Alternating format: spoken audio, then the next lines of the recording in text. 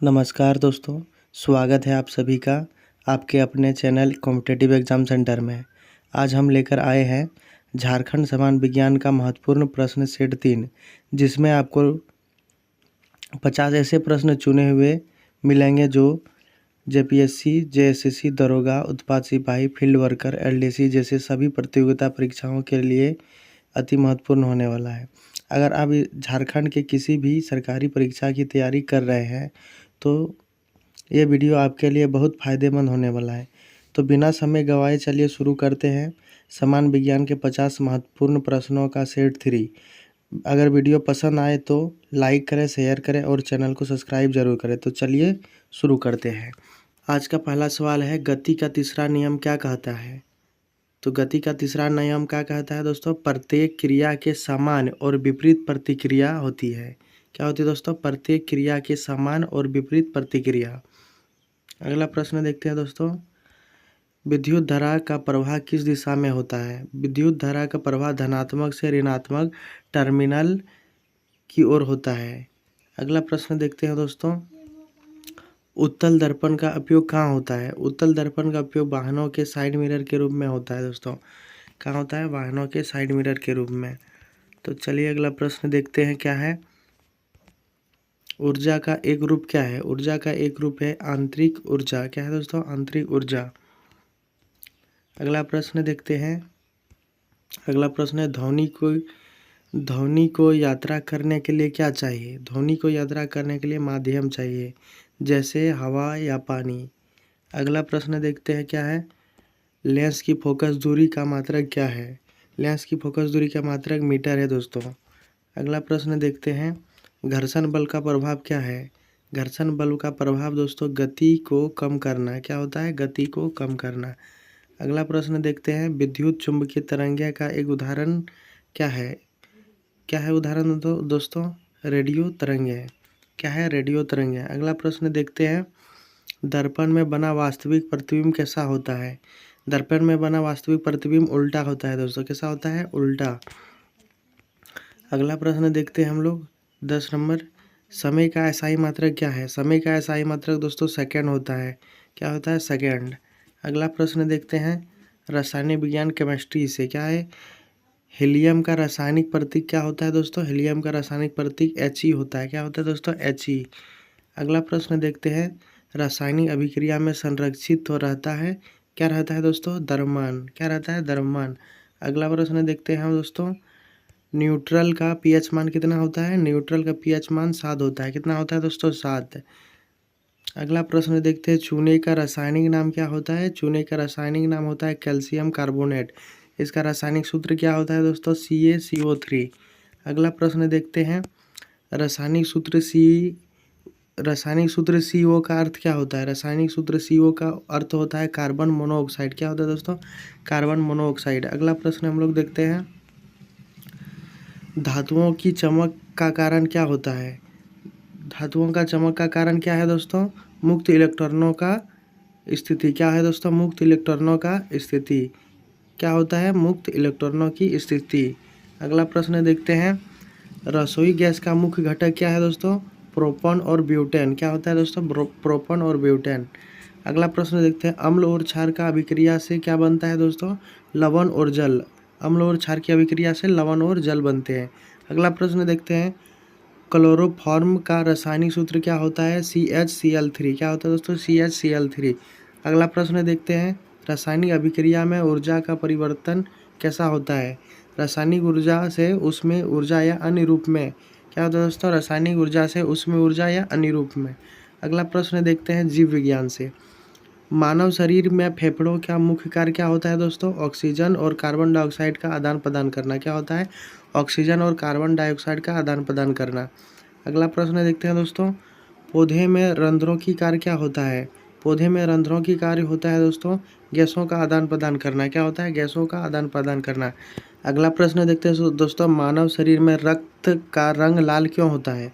मानव शरीर में रक्त का लाल हीमोग्लोबिन के कारण होता है। क्यों होता है दोस्तों? हीमोग्लोबिन के कारण। अगला प्रश्न देखते हैं, पौधे में क्लोरोफिल का रंग क्या होता है? क्लोरोफिल का रंग होता है दोस्तों हरा। क्या होता है? हरा। अगला प्रश्न है हम लोग का, मानव शरीर में सबसे छोटी हड्डी कौन सा होता है? मानव शरीर का सबसे छोटी हड्डी होता है दोस्तों स्टिपी, जो कान में होता है। अगला प्रश्न देखते हैं दोस्तों, टाइफाइड का कारण क्या है? टाइफाइड का कारण क्या है दोस्तों? Salmonella bacteria, Salmonella typhi bacteria. क्या है दोस्तों? Salmonella typhi bacteria. अगला प्रश्न देखते हैं, मानव मस्तिष्क का सबसे बड़ा भाग कौन सा होता है दोस्तों? मानव मस्तिष्क का सबसे बड़ा भाग सेरिब्रम। क्या होता है दोस्तों? सेरिब्रम। अगला प्रश्न देखते हैं, पौधों में प्रजनन का मुख्य अंग क्या होता है? पुष्प। क्या होता है दोस्तों? पौधों में प्रजनन का मुख्य अंग पुष्प होता है। अगला प्रश्न देखते हैं, अगला प्रश्न क्या है, मानव शरीर में यकृत का मुख्य कार्य क्या होता है? मानव शरीर में यकृत का मुख्य कार्य होता है विषाक्त पदार्थों का निष्कासित करना। क्या होता है? विषाक्त पदार्थों को निष्कासित करना। अगला प्रश्न हम लोग का पर्यावरण विज्ञान से। क्या है दोस्तों? पर्यावरण विज्ञान से, ओजोन परत को नुकसान पहुंचाने वाली कौन सी गैस है? ओजोन परत को नुकसान पहुंचाने वाली गैस क्या है दोस्तों? ओजोन को पहुंचाने वाला गैस है क्लोरोफ्लोरोकार्बन। क्या है दोस्तों? क्लोरोफ्लोरोकार्बन। अगला प्रश्न देखते हैं, पारिस्थितिकी तंत्र का जैविक घटक क्या है? पारिस्थितिकी तंत्र का जैविक घटक है जीवित जीव, जैसे पौधा और जानवर। अगला प्रश्न देखते हैं हम लोग दोस्तों, मृदा प्रदूषित का एक कारण क्या है? मृदा प्रदूषित का एक कारण है रासायनिक उर्वरक का अत्यधिक उपयोग। क्या है दोस्तों? रासायनिक उर्वरक का अत्यधिक उपयोग। अगला प्रश्न देखते हैं हम लोग का, अगला प्रश्न है हम लोग का आज क्या है दोस्तों, हरित क्रांति का संबंध किससे है? हरित क्रांति का संबंध कृषि उत्पादन की वृद्धि, क्या है दोस्तों? कृषि उत्पादन की वृद्धि से। अगला प्रश्न देखते हैं दोस्तों, जल प्रदूषण का एक स्रोत क्या है? जल प्रदूषण का स्रोत है औद्योगिक अपशिष्ट। क्या है दोस्तों? औद्योगिक अपशिष्ट। अगला प्रश्न देखते हैं क्या है, अगला प्रश्न है हम लोग का दोस्तों, सौर ऊर्जा का उपयोग किसके लिए होता है? सौर ऊर्जा का उपयोग होता है बिजली उत्पादन के लिए। किसके लिए होता है दोस्तों? बिजली उत्पादन के लिए। अगला प्रश्न देखते हैं हम लोग, अगला प्रश्न है क्या, जैव निम्नीकरण का कचरा क्या है? जैव निम्नीकरण का कचरा होता है दोस्तों कचरा जो प्राकृतिक रूप से विघटित हो सकता है, जो प्राकृतिक रूप से विघटित हो सकता है। अगला प्रश्न देखते हैं, पर्यावरण संरक्षण अधिनियम लागू कब हुआ? पर्यावरण संरक्षण अधिनियम लागू 1986 में हुआ है। कब हुआ है दोस्तों? 1986 में। अगला प्रश्न है, ग्लोबल, क्या है दोस्तों? ग्लोबल वार्मिंग से समुद्र का स्तर क्यों बढ़ता है? ग्लोबल वार्मिंग से समुद्र का स्तर इसलिए बढ़ता है दोस्तों क्योंकि ध्रुवीय बर्फ पिघल जाता है। क्यों? ध्रुवीय बर्फ पिघलने के कारण। क्यों बढ़ता है दोस्तों? ध्रुवीय बर्फ पिघलने के कारण। अगला प्रश्न देखते हैं हम लोग क्या है, पुनर्चक्रण का मुख्य उद्देश्य क्या होता है? पुनर्चक्रण का मुख्य उद्देश्य होता है दोस्तों संसाधनों का पुनः उपयोग करना और कचरे को कम करना। क्या दोस्तों? संसाधनों का पुनः उपयोग करके कचरे को कम करना। अगला प्रश्न है हम लोग का दोस्तों, टेलीविज़न का आविष्कार किसने किया? टेलीविज़न का आविष्कार जॉन लॉगी वेयर्ड्स ने किया। किसने किया दोस्तों? जॉन लॉगी वेयर्ड्स ने। अगला प्रश्न है हम लोग का, पृथ्वी का एकमात्र प्राकृतिक उपग्रह कौन सा है? पृथ्वी का एकमात्र प्राकृतिक उपग्रह क्या है दोस्तों? चंद्रमा। क्या है? चंद्रमा। अगला प्रश्न देखते हैं, रक्त का थक्का जमने में कौन सा विटामिन मदद करता है? रक्त को थक्का जमाने में विटामिन के मदद करता है दोस्तों। कौन सा? विटामिन के। अगला प्रश्न देखते हैं, लेजर का उपयोग किसके लिए होता है? लेजर का उपयोग सर्जरी और मापन के लिए होता है दोस्तों। किस लिए? सर्जरी और मापन के लिए। नेक्स्ट प्रश्न है हम लोग का, परमाणु का सबसे छोटा कण क्या होता है? इलेक्ट्रॉन। क्या होता है दोस्तों? इलेक्ट्रॉन। परमाणु का सबसे छोटा कण इलेक्ट्रॉन। अगला प्रश्न देखते हैं, बल्ब में कौन सा गैस भरी होती है? बल्ब में आर्गन या नाइट्रोजन गैस भरी होती है दोस्तों। कौन सा गैस? आर्गन या नाइट्रोजन। अगला प्रश्न है, सूर्य का दूसरा नाम क्या है? सूर्य का दूसरा नाम बहुत सारा आता है दोस्तों, यहाँ पे एक दिया हुआ है सूर्य। सूर्य का दूसरा नाम एक दिया है सूरज। अगला प्रश्न है, रक्तदान करने की न्यूनतम आयु कितना होता है दोस्तों? 17 वर्ष। कितना होता है? 17 वर्ष। अगला प्रश्न है हम लोग का, गुरुत्वाकर्षण की खोज कब हुई थी? गुरुत्वाकर्षण की खोज 1665-66 ईस्वी में हुआ था। अगला प्रश्न है हम लोग का दोस्तों, एमआरआई का पूरा नाम क्या है? Magnetic resonance imaging. क्या है? Magnetic resonance imaging.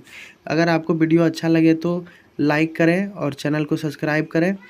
तो मिलते हैं अगला वीडियो में बहुत जल्द, तब तक के लिए बाय बाय दोस्तों।